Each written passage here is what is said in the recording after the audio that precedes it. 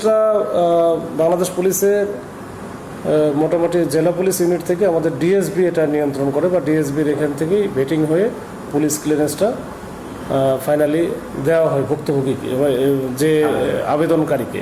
তো এটা আবেদন করে, এটা হচ্ছে অনলাইনে আবেদন করতে হয়, এবং অনলাইনে মাত্র 1500 টাকায় আবেদন করে এটা পরে পুলিশের কাছে আসলে এটা ভেটিং হয়ে পরবর্তীতে এটা কিন্তু একেবারে ফরেন মিনিস্ট্রিতে যায়।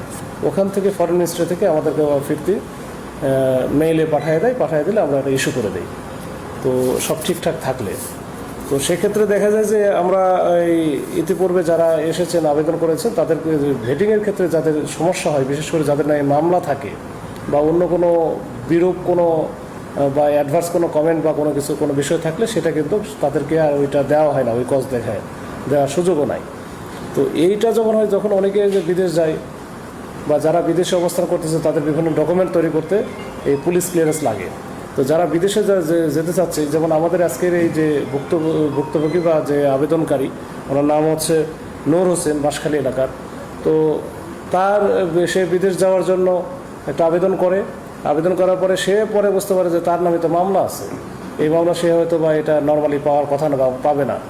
তখন সে একটা পক্ষ তার সাথে বা যোগাযোগ করে, একটা চক্র, যে আমরা এটা সমস্যা না, এটা আমরা পুলিশের সাথে যোগাযোগ করে আমরা অন্যভাবে করে দেবো, কিন্তু টাকাটা বেশি লাগবে।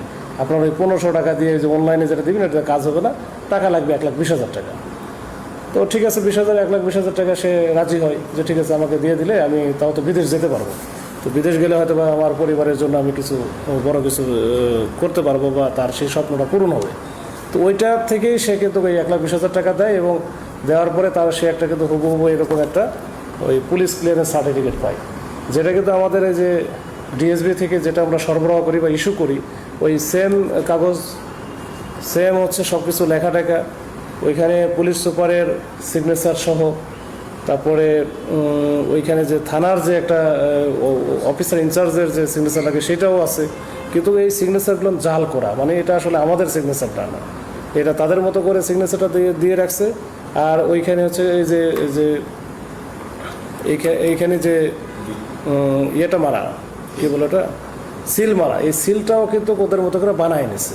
বানায় সিলের মধ্যেও দুই একটা ভুল আছে, আমরা দেখেছি যে বেশ কিছু ভুল আছে। কিন্তু সবচেয়ে অবাক করা বিষয় হচ্ছে এখানে কিউআর কোড আছে। এই কিউআর কোডটাও কিন্তু সেম হয় যে কিউআর কোড এরা বসাইছে।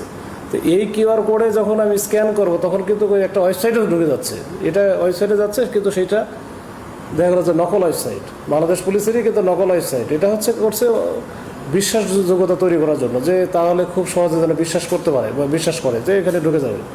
তো যারা এই যে ফরেন মিনিস্ট্রি থেকে যখন ক্লিয়ারেন্সটা দেয় বা আমাদের এখান থেকে যখন এটা ভেটিং করা হয়, তো তখন তো এই জিনিসগুলো থাকে। এটাও যখন ওই মন্ত্রণালয় যখন এরা যখন বিদেশ যাচ্ছে, এয়ারপোর্টে যাচ্ছে, তখন এটা যদি স্ক্যান করে তাহলে ওই যে অফিসার আছে সে যদি ভালোভাবে খেয়াল না করে তাহলে কিন্তু এই নকল ওয়েবসাইটে ঢুকে যাবে।